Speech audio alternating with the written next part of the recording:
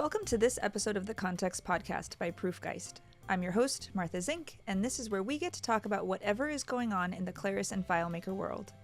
In this episode, Eric Luce and Aloe Torres Navarro from Proofgeist join me to talk about building offline FileMaker Go apps, using webhooks between FileMaker files and web apps, and using FileMaker as a backend. Plus, you'll get to hear how OttoFMS, which is free, plays a huge role in giving developers powerful tools for more effective development. All right, welcome to the Context Podcast. I have Eric Luce and Aloe Torres Navarro on the podcast today. I'm very excited about it because we are talking about projects that I've gotten to work on them with. So the stuff that they're doing, the stuff that you all are doing is really, really cool. And it's not just FileMaker, right? We get to do stuff outside of FileMaker, or we get to expand some of the FileMaker features that we already have. So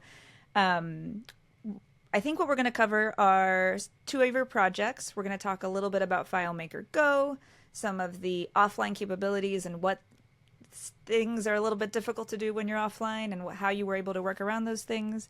And then also how, Eric, you've used FileMaker as a backend for web apps and being able to do integrations with other things out there. Sound good? Love it. Sweet. All right. Aloe, why don't you start off? Why don't you tell us a little bit about the project that we had a chance to work on here recently?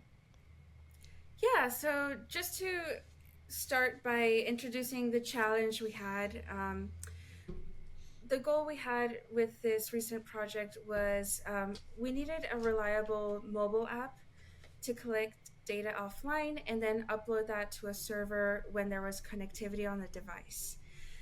So that in itself is already a huge challenge because you need to be able to not lose any data, while that transition is happening. And, FileMaker Go just seemed like a very good platform to solve this challenge, especially because you can use it locally without being connected or hosted.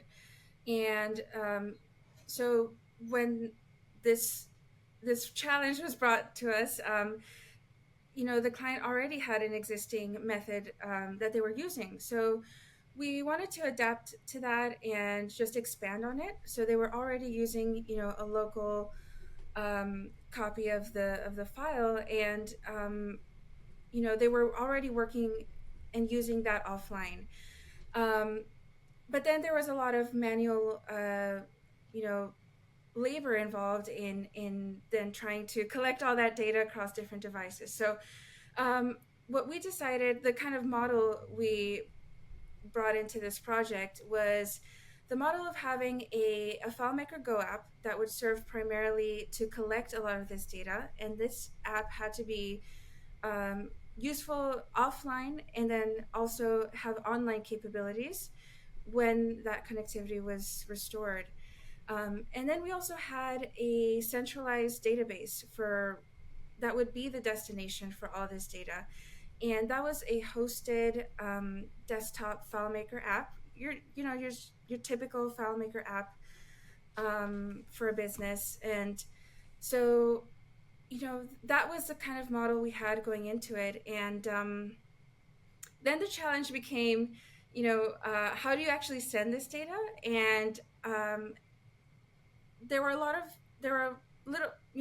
various options to look at, but because our servers were already on this platform called OttoFMS, we had the ability to use a tool called Otto Webhooks. So I can get into more about what webhooks are and all of that. I actually have a blog post coming out that is going to go into detail about that, but just to summarize and keep it simple, webhooks are HTTP requests that are usually a post or a GET, and they usually deliver JSON payload.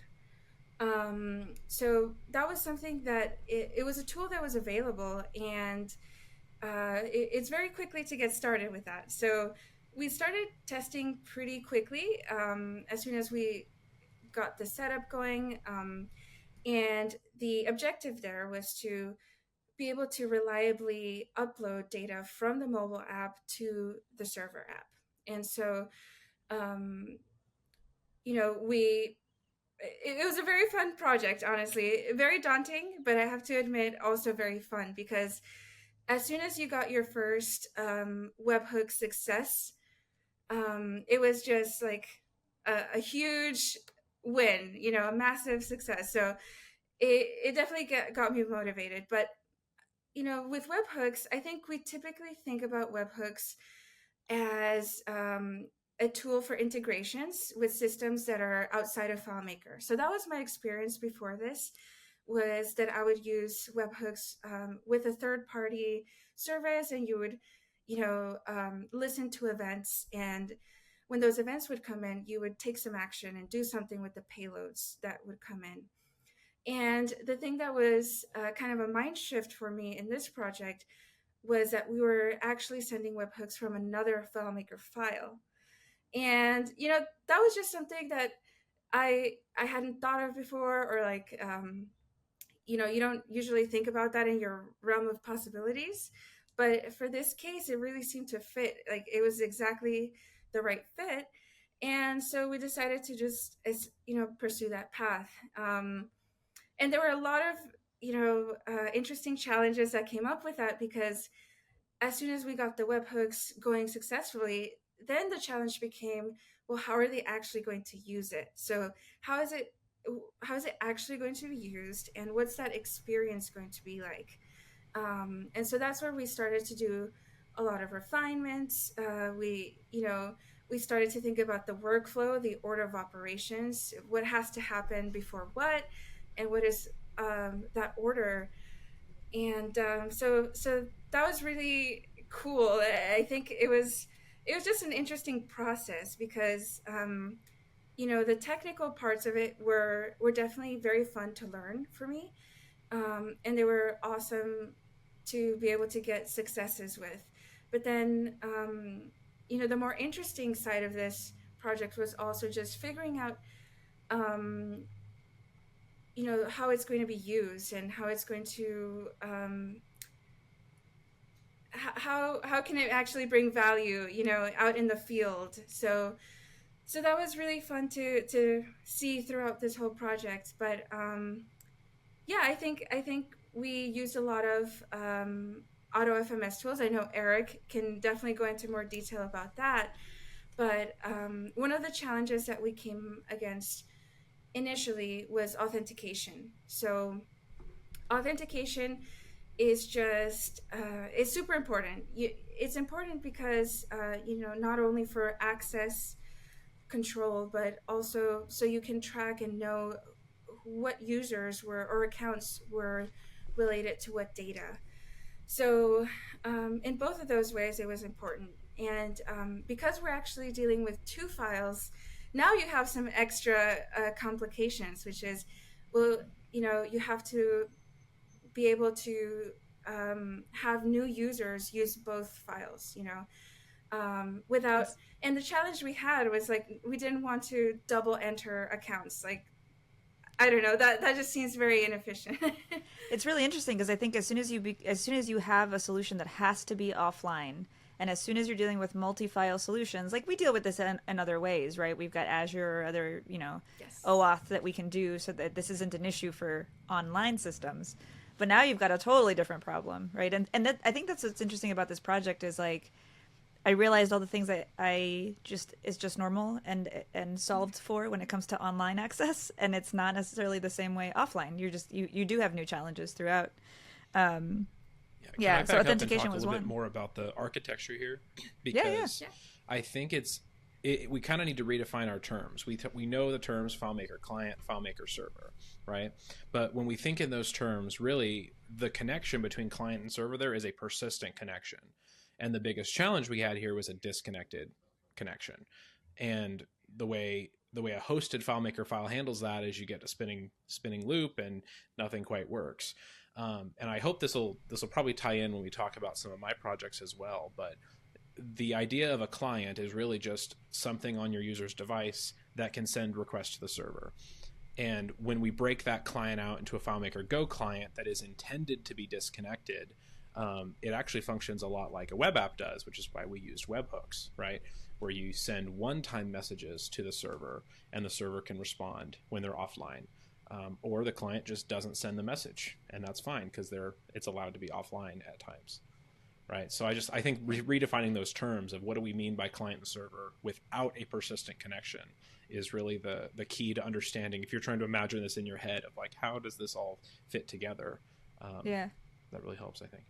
Yeah, I think that's really good. I think one of the things that we had to do on this project, along with the architecture, is understand when we're working online, we can kind of muddle the whole client host thing, right? Because we're really just talking about one file doing one group of things. So we can very much focus on the user side. For this, we had a lot of architecture to figure out as to when things are happening and in which direction, because they are disjointed, right? Are they uploading data? Are they downloading data, right? Is it getting pushed or pulled was, I think, a really important piece. And being really clear about what we were trying to accomplish. Aloe, I know we talked a little bit about, you mentioned a little bit about making sure it was usable. But one good point you had is that I think on one of the layouts we had put the word sync, right? Such and such has been synced. And it's like, whoa. I remember you were like, that's a little loaded. So tell me why that's such a loaded word. Yeah.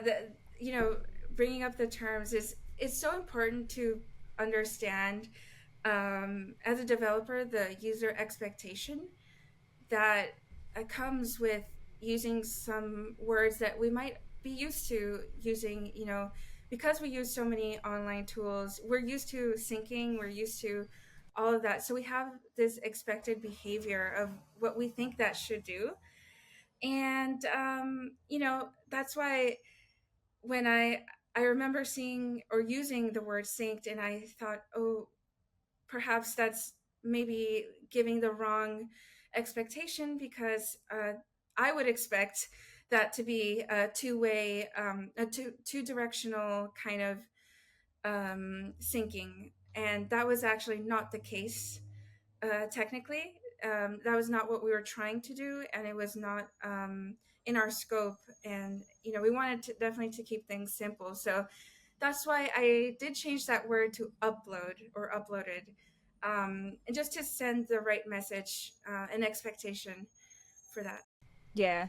I think a lot of the work, we had split the workload, I think, a little bit there, right? You and Eric were working on the authentication and how you were going to work on the syncing piece and how the data was going to get pushed and pulled the right way.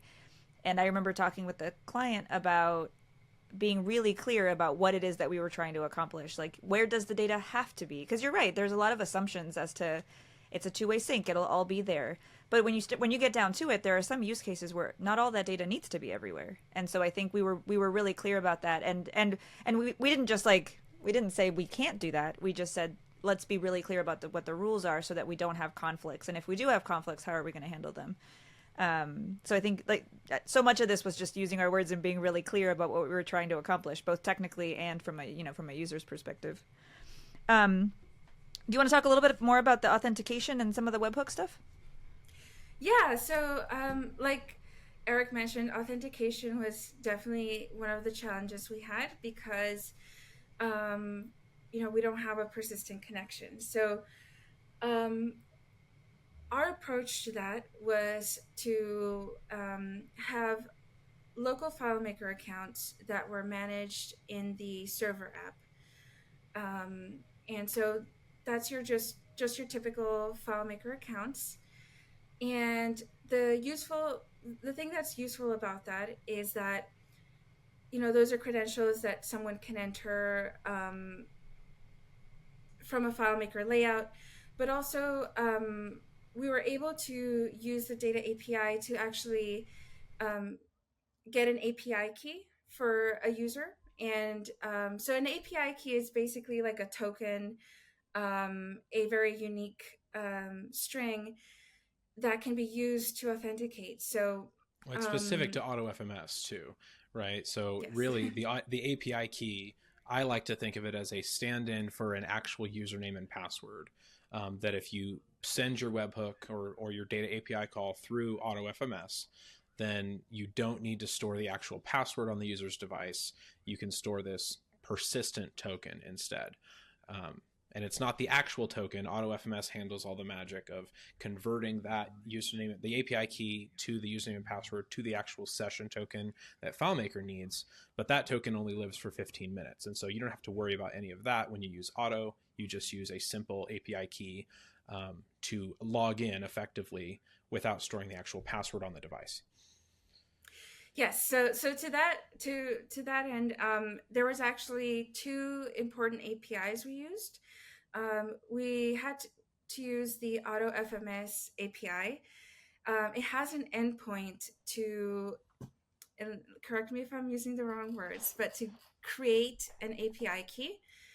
Yes, that's the admin API. Yes. That's right. Awesome. Yes. So what we did then was that we stored the API key in the database, in the mobile FM Go app. And that was basically what we used for any future requests. And obviously we also stored just an account name to be able to display that. But the account that the credentials were used for did not have to exist in the Go app. It only had to exist in the server app, which was part of we designed it this way to be able to add new users easily without having to update the accounts in the mobile app. So it's an interesting idea, and maybe Eric, you can explain it a little bit more, but it was very useful, and in this specific case, but using a global table, we could store the API key, we could store the account name, and if the device had to change between users, we could we just have to go through the authentication process again. So and making that account very visible was important, so that users could know, who am I entering data as. And that account eventually was associated to the records they made. So if you can imagine this, we were sending, every time we were uploading data from the mobile app to the server app, we were sending a JSON payload of data records represented as JSON objects. And in that HTTP request, we used the API key, data API key of that user. And when that got delivered to the Otto receiver on the server app, we were able to know, Martha created this record. And so this payload of records we can associate to Martha's account. Yeah, and that's actually built into because all that you're doing in that process, you're using the data API and creating a standard FileMaker session that's logged in as that user. So there's you didn't have to look up the API key to figure out who it belonged to. You just use get account name to figure out who it was. And we were able to do that because each user had their own unique API key that was tied to their account in that server file. Yeah, exactly. So there was no transformation to do. The auto receiver record, the record that was created just had the account name. So you could just get creation account name. It's the entire session. Like if you had specific privileges against that API key that said they could only see certain tables or run certain scripts, all of that carries through. There's nothing really special about that, which I think was a really cool piece of this. That's awesome. We figured out. Yeah. Yeah. The other thing is having, I don't think one thing that's obvious is that anybody could pick up a device that has this local file on it and start doing their job, right? You didn't have to be logged in from the beginning, which is an important part of the story for them because they might hand someone a device and have zero signal. And it would limit their ability to do their job if they can't go in and enter data while they're out on site. And so by allowing them to log in later, right, and get that API key when they're ready, when they have access, then they could go pull data, push data, they could do what they needed to. But we didn't limit them from having the ability to do work, right? And that's where technology gets tricky. Like as soon as technology stops you from being able to do the thing that you could do on paper, that's very frustrating. So I think that was one of the challenges we had, and we had to work around that constraint for sure. Yeah, that flexibility is definitely important, and because you don't want to block people from doing their job, and it's definitely not what we're trying to do. So it, on our home screen, we had to have that account, visible, and make it visible whether you're logged in or not, and who you're logged in as. But also, like you say, it's okay to log in later. So if you try to upload your data, you're gonna see a message that, oops, you're not logged in. So you just need to log in before you can send your records. But yeah, that flexibility is just very critical. Yeah. One of the other pieces that I really appreciated was back on the webhook stuff is having an intermediate file that collected the data, that took those JSON blobs and stored them, and then they would get processed, right? And so from the outside, the thing that made me nervous was, what if it fails, right? What if somehow FileMaker fails at creating these records? We can't punish the user for that, though, right? Like if the data made it to the server and then some scripting thing happens and maybe it doesn't work for, permissions issues or whatever else it might be, how could we prevent from losing, the work that they did? And so I think that's where the auto receiver file worked out really well, right? Because it serves as a queue. Basically, there's a record now somewhere in a FileMaker file that has all that information that came from the offline file. Do you want to talk a little bit about that receiver file and how that works? Yeah, so Auto Receiver is a very cool add-on. Some of you might have heard of Simple Queue or used Simple Queue in the past. I definitely did. That was my first introduction to a FileMaker solution to receive webhooks. And I remember using Simple Queue back in Otto 3. But with OttoFMS, Auto Receiver was also released, and I really liked using Auto Receiver because it was very light. It's actually not. It doesn't have to be a separate file. So the file that you added to, you have options there based on your use case. In our case, we added it to the server file, and it was basically a package that contains a table called Auto Receiver, and that was a table that we were creating a record in.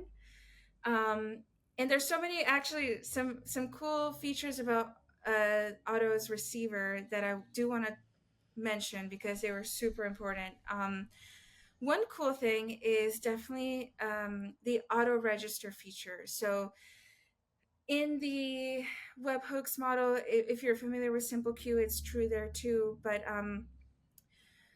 what happens when a webhook comes in, and Eric, please feel free to correct me, but Otto's receiver will deliver the payload to a table and it'll create a record. And then it will call a script that will process that. So, and I forget the name of the script. It's in the documentation though. Yeah, and it's part of the add-on, right? Because that's all you have to do. The webhook just it creates a record, calls a script. That's all it does. And so the add-on just lets you put that table and those scripts, whatever is needed, into whatever file you want to receive it. Yeah, exactly. So it's very easy to add it onto an existing file, or you can have it as a separate file, whatever you want to do there. And so in this model, you have what are called channels. And a channel is basically just routing. It's a channel. So you can have as many channels as you need. In our case, we had a channel per entity. So, you can segment that however makes most sense. But in our case, it just made sense to have it one channel per entity. So you could have a channel for photos, for example, which we were handling photos differently because photos were files, and those were actually file payloads instead of JSON payloads, which is possible with Otto's file receiver. So the blog post we have coming out mentions the differences in how to use both. But it is very similar to Otto's regular receiver that uses JSON payloads. But instead, you're using a file as your payload. So, that was a super cool feature. But going back to the auto register feature, what happens with that is that you don't have to pre-register a webhook in order to start using it. So Otto is just going to receive it. It's going to receive whatever you send. If you send hello world, it'll receive it. If you send it, pizza, burgers, whatever your payload is, it doesn't care, so as long as it's an object. But what it does with that is where those channels come in. So the channels, you can use that to route your payload to the correct script. So what do you want to happen with this payload? Well, for photos, I want it to go to the photo table, create a record there, post the file image in there in a container. So that's where channels come in handy, is when you are deciding how you want to handle your different payloads, because the payloads can contain a lot of different things. And what this auto register feature does is it'll just automatically, if it sees a new channel come in, it'll say, okay, that's your channel. That's, this is a different kind of payload. It'll just receive it. So I don't know, Eric, if you want to add anything else to those about those features, but I find them so cool.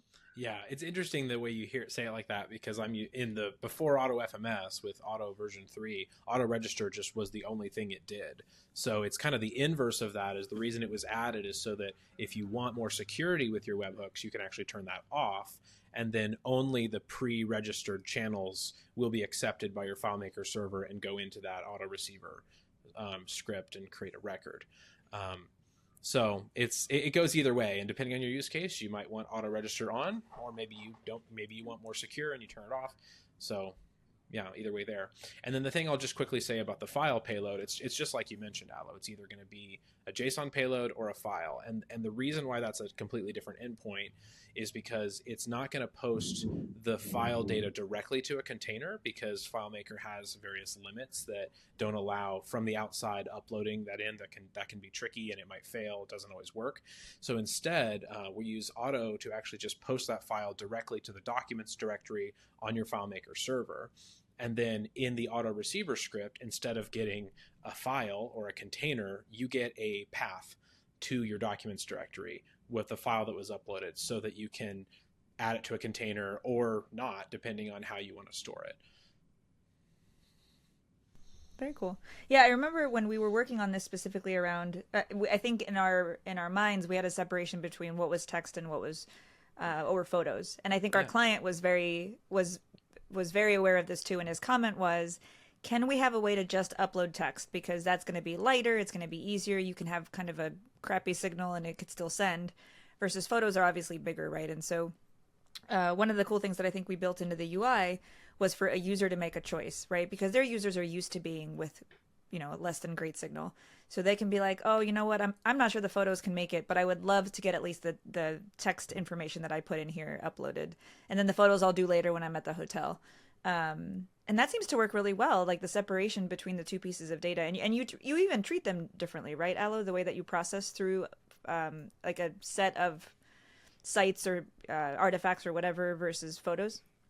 Yes, absolutely. So on both ends. So the way I package them and send the HTTP request is different, because with the file receiver, you have to do a multi-part form request, which is different than your typical application JSON request.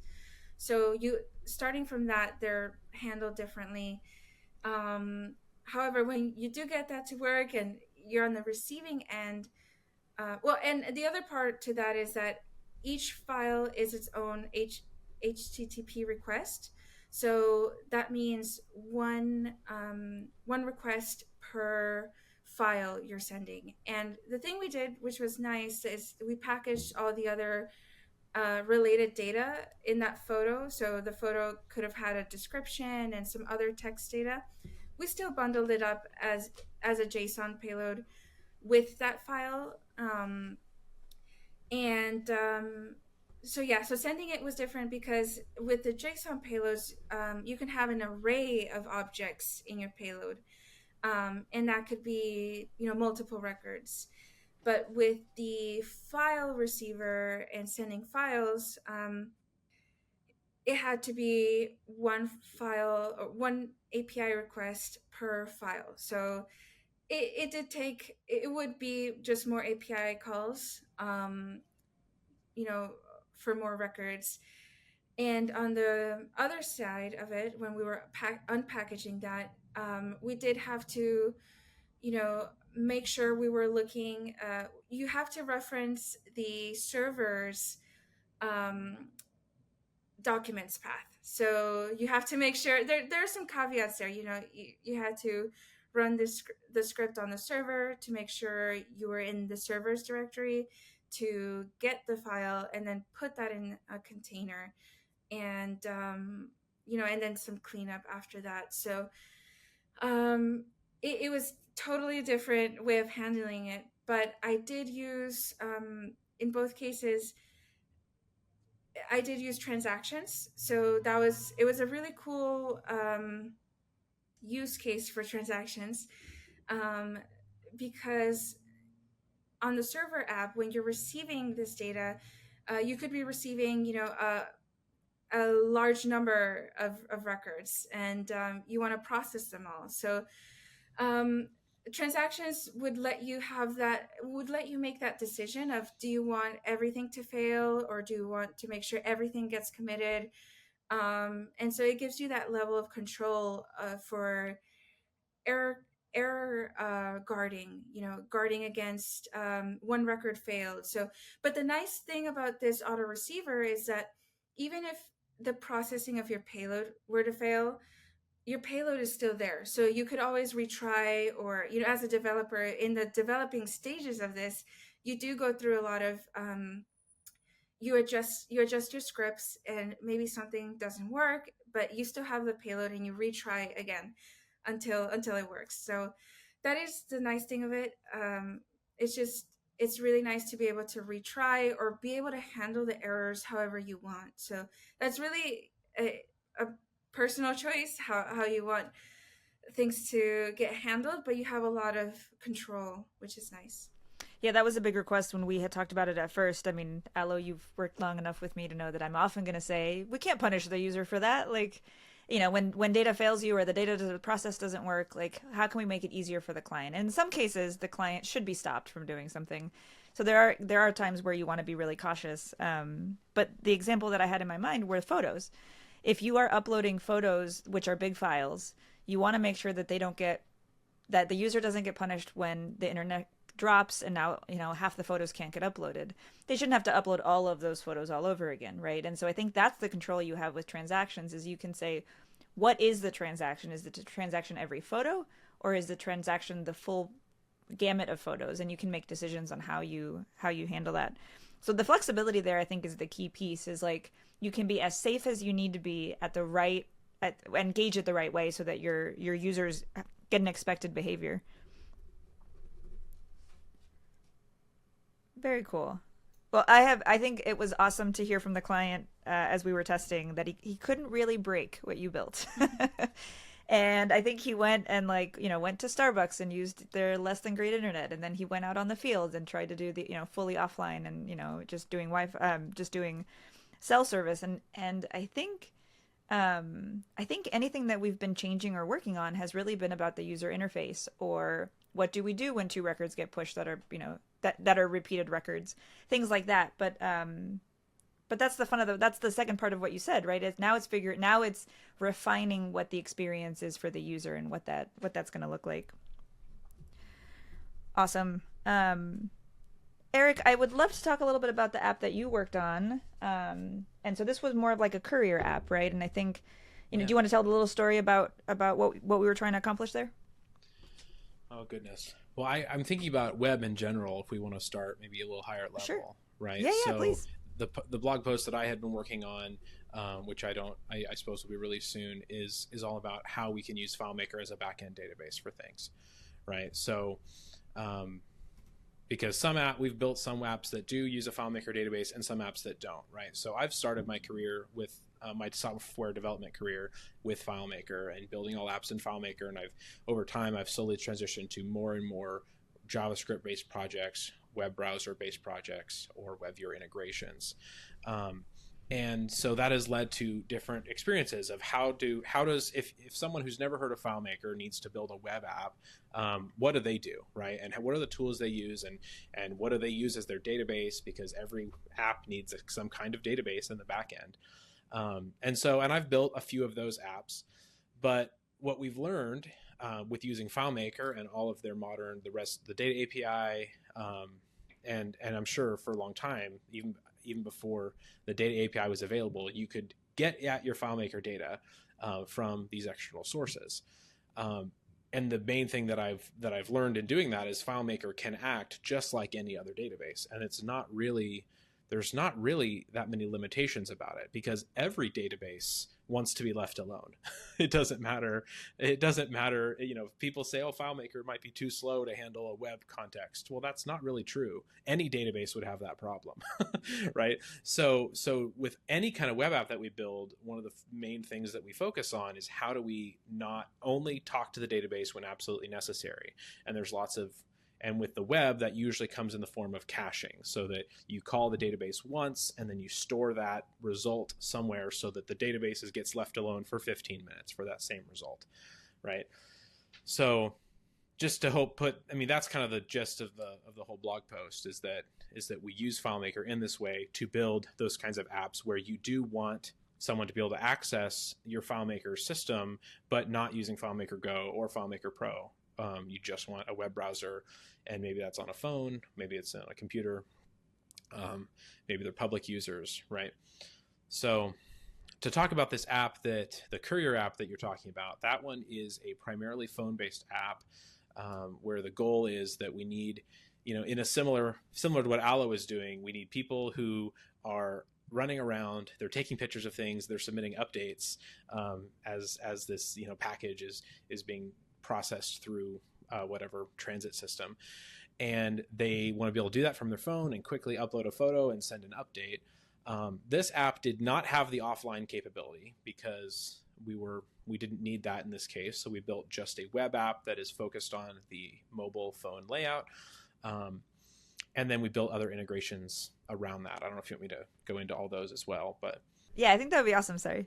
Okay. I think that would be great. But let me just say this, which is the difference between the project that Aloe talked about is that for that one, the client does have control over what equipment their users have, so the people who are out in the field. That's true. And in your case, I think they don't, right? Like, we can't guarantee FileMaker Go on every device because we have to accommodate for Android users too, right? Yes. Yeah. Yeah. That's okay, definitely cool. one concern. Cool. Yeah, I'd love to hear about the integrations. Yeah, so the main integration we built was a Slack integration. So you can, as these couriers are sending their updates, the internal staff at the business are getting real-time notifications in Slack channels with the photos, with the whatever update was sent, with the timestamps, and these could be from different time zones, right? Like, they're all over the country doing these kind of tracking. And so the internal staff gets that live immediate thing. And if something goes wrong, all the courier has to do is put a little note in their update, and someone in the office will see it right away, kind of thing. And then at the end of the process, where they need a finalized report, we generate a PDF from the web app and submit that to the Slack channel as well. So that, like, now that it's all done and the package has been delivered, here's the report of all the stops that it went, its journey along the way. And of course, and they have some other internal systems that we integrated with as well, but that's a little bespoke, I suppose.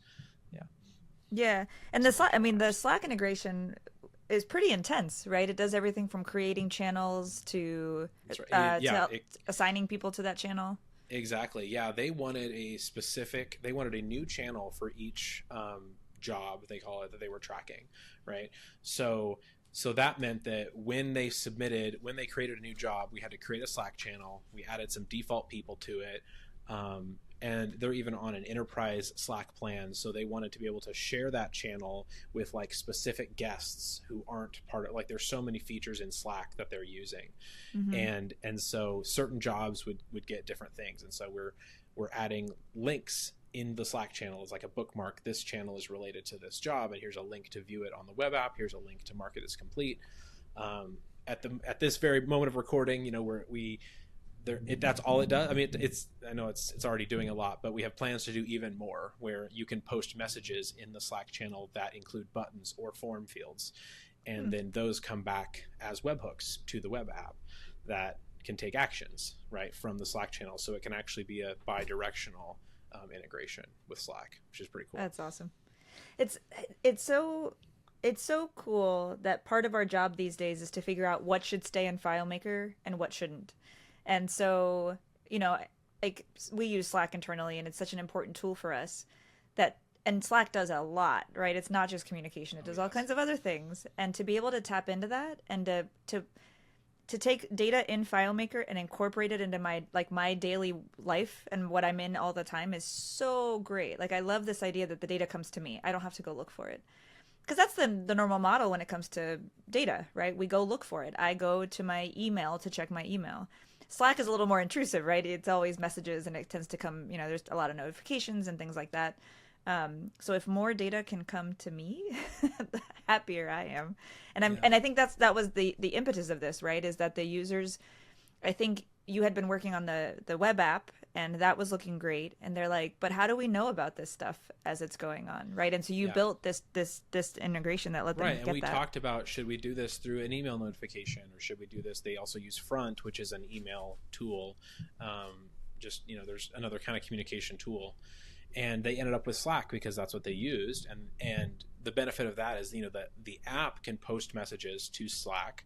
And actually, the app posts the message as it can masquerade as the courier's name. So it actually looks like the message is coming from the courier, even though the courier isn't in the Slack channel. That's awesome. Which is kind of fun. But then other conversations, like say a courier leaves a note, the internal office staff can have more conversations in that same Slack channel that are private. Right. So it's a totally different model, and that's what they wanted. And so we built it. Right. That is very cool. What are some of the other features you think you'll use with Slack, or other integration pieces that might come out? With Slack specifically? Well, so like they have an example of they want to archive the job when it's done, or maybe they want to send a command to get the PDF report earlier, or maybe regenerate it because they made a quick tweak of something. So there could be commands like that where the app knows, hey, all of the stops along the journey have been entered, automatically send a message that says, here's the PDF report, and then with a couple buttons that says mark it as done, or mark it as archived, or whatever, right? And so those are the integrations that we're looking at next. That's awesome. I get all excited about integrations. Like I said, it's nice to not make FileMaker the only thing that can do the things because it doesn't have to. It can be the data repository, or it can be some of the UI workflow, but there are lots of other places where we can expand and use existing things that do a really good job at what they do. There's so many tools that we like integrating with, and usually that means that like there are JavaScript based packages that we can leverage. Like I'm not writing because Slack provides an SDK for JavaScript, I don't have to write like HTTP calls or curl commands like I would in FileMaker to communicate with the Slack API. You absolutely can do that with FileMaker, and it's great that we have that option. But for some of these complex integrations, we can just use a package, and that's why in this case, for example, it made sense to keep it all in code, in JavaScript code. Yeah. Cool. I think these two projects were happening near each other, so we were having conversations about, you know, what to use and what should be the platform. And Eric, when we had talked about Aloe's project, one of your very first questions was like, what if it's just a web app? Why can't we start as, like, should it just be a mobile app or something they access from their phones? And it was a really enlightening conversation to talk about what the ups and downs were of doing anything, right? Of like why we would want to do that. And actually, I think one of the biggest benefits we had about sticking with FileMaker Go was that it already has all the storage. It's already a database, right? And so it already works well on a phone. They're used to this UI anyway because they've already been using FileMaker this way. and we've got webhooks to make two FileMaker files talk to each other. So it seems like a win at the time, and I think it still feels like a win. Do you all remember that conversation, talking through like the different ways we might be able to do this? I do. Well, and part of my question there was because that's the way I think web first, because I've just been exposed to so many web projects. But there are definitely reasons not to use it, and the offline capability was one of the biggest reasons why it's much harder to get a reliable offline web app. It is possible, right? But it's much harder, especially syncing with FileMaker, because we don't yet have the tools that for building offline, or sometimes they're called local first apps. Those do not at the moment don't sync well with FileMaker, and they do actually do a two-way sync most of the time, but that requires a very different server architecture. So, maybe one day we'll get something like that, or maybe we'll build something into Otto. We'll never know. I don't know. It's always a fun thing to think about. Yeah. Cool. I'm always looking forward to those new features. I know. That's right. Well, and I love how it was actually some of the new features that came out of Otto they're from user feedback. And so in this case, it happened internally, but we're always watching the community forums too, and people suggest things that we add to the product, right, as we build it out. One of those things in this case was the fact that we didn't want, as you were creating new API keys per user, we didn't want duplicate API keys created on the OttoFMS instance, because it'd be hard to know which ones were actually being used, and then there's just a bunch of them on there. It gets more complicated. So we were able to build in an additional flag that says, if I pass you a username and password that you already have an API key for, it will just return that same one instead of making a new one, which is something that we didn't have before. Very cool feature. Right. So let us know if you have more requests, or if you want to build something like this. Let us know in the forums, and you might see it in a new release. That's awesome. Eric, I think one of the things that my developer brain had internalized a long time ago was that building in one of the reasons we love FileMaker so much is because you can prototype and build anything pretty quickly, right? Like, it may be imperfect, it may not be completely thought through, but you can prototype very easily. And my hesitation has been like, because web isn't my tool, it's not my hammer, I'm like, oh god, it's gonna take forever to get that going on a web app. Is that a lie? Like, how much harder is it to get a web project going, even with FileMaker as a backend? But like, how is it a lot harder to get a web app going, or does it actually streamline pretty well, and is it modifiable on the fly, that kind of thing? Well, I think it's pretty easy, but it's because I do it all the time, right? So Sure. I understand that a lot of people have that hesitation. And I'm glad you brought that up, because it's one of the things that I'm currently in the middle of working on, and I hope to release something in the near future, which would be kind of like a CLI, a terminal-based tool that will help you start and continue to modify web-based projects that are specifically geared towards FileMaker. It should be just, in my opinion, it should be just as easy as running a command, and you can get an interactive prompt that you ask a couple questions about your FileMaker database, and it could spin up a web app for you to get started. And then from there, you do need to know a little bit of JavaScript, maybe a little bit of React, but there are large component libraries that make the buttons and form fields and whatever layouts you want to do fairly easy to build. The trick is, for a lot of, especially FileMaker developers, I don't have time to learn those things when I also have to learn how to bootstrap all my code files. It feels so foreign. So I'm hoping that with a tool like this that we're working on, that you'll be able to try to start a web project. And if you have some, other web-based experience, whether it be HTML or any of those kind of skills, you'll be able to just at least use the framework to learn. And then eventually, when you're comfortable, you'll see that it is maybe not quite as fast as FileMaker, but it can get pretty close. Yeah, I love it. It's you were talking about how automatic AutoFMS, those things keep growing and getting better, and it's based on feedback, and it is so fun to see internally how that has played out. So like a good example is this project that Aloe was on, right? Just seeing how there was a need, she could reach out to you, ask you some questions, just fundamentally, how should we do this, and brainstorm ideas. But then you had the ability to be like, oh, just spin this up, or oh, just push this button, or put these, we use this add-on, and so much of it. So it's really twofold, the story, right? It's what are we building for our users, but also what tools are people like you building for us so that we can build good stuff for our users.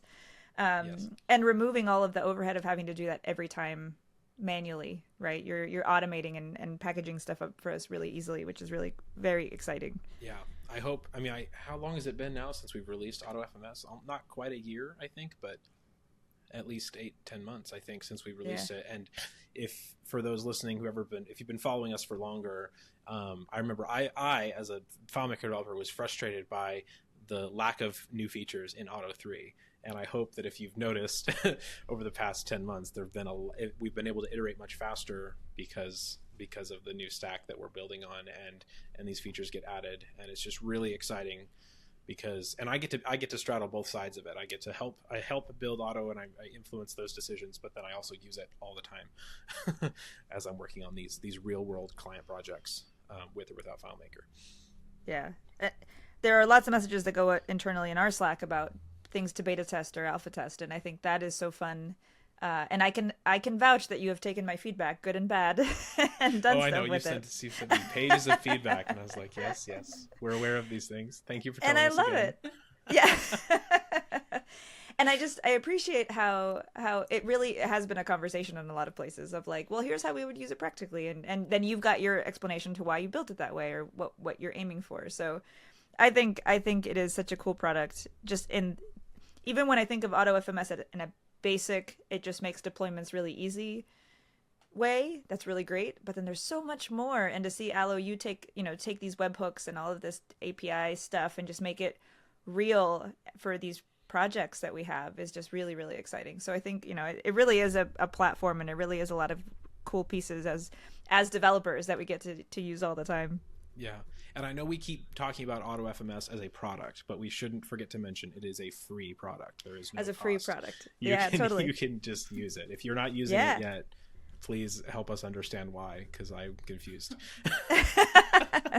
And we have a community page for that, so hopefully that's right. Now we'll make sure we'll get all the confused people to go there, and they can explain it, and then we can help however we can. And then we'll understand. Oh, if there's use cases where it can't work for you, then we need to fix them, because this tool should be available to everyone.